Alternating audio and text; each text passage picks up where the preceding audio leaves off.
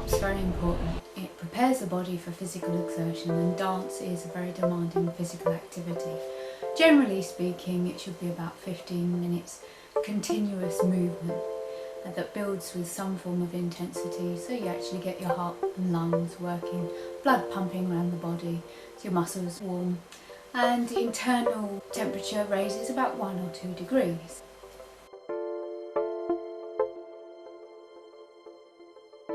So ideally for dance, your first part of your warm-up should engage in continuous rhythmical activity that raises the body temperature and increases blood supply to the working muscles. It should be dance-based activity that's very simple but that can be repeated until your body's warm. You should engage in mobilisations of the joints, so small mobilisations, and then gradually increase the range of motion. Perfect example of this was shoulder rolls, and eventually you do arm circles. And you should mobilise all the major joints you're going to be using. Next you should stretch, and you should do static stretches, and you stretch major muscle groups. You hold this position for 10 seconds, and it should be slowly breathing. You should never feel pain, and you should never bounce. And you should do each muscle 2 or 3 times.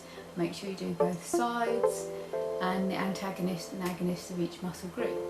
These stretches are specifically designed for warm-up, so they're not there to increase your range of motion, they're just there to prepare your body for the next section of your class or performance or rehearsal.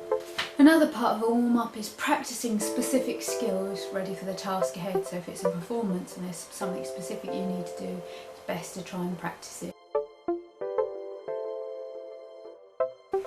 The benefits for an effective warm-up: the body will be prepared for strength, speed and neuromuscular coordination, so complex moves. Oxygen reaches your muscles more efficiently, and this enhances muscle contraction.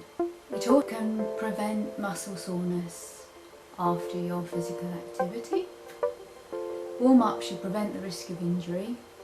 It also prepares your mind and body to concentrate on the task ahead.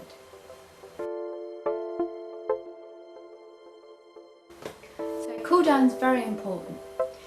You've been doing a physically demanding activity, your heart's been pumping blood around the body, your muscles been pumping the blood back to the heart. If you suddenly stop, the blood pools in the muscles and it starves your heart and brain of actual blood supply, and therefore that's why you might feel lightheaded or dizzy. Ideally you should gradually taper off the activity. So you should do, similar to the warm-up, a rhythmical activity that's continuous to bring down your breathing rate and your heart rate back to a normal state. Then you should remobilise all your joints that you've been using, and then go back into your static passive stretching, and you can hold for a bit longer, about 15 seconds each muscle group. And that will hopefully reduce the risk of injury and prevent muscle soreness. And cool down, you should ideally be doing it before you have your shower. Then make sure you rehydrate, drink some water, and then put warm clothing or layers of clothing on.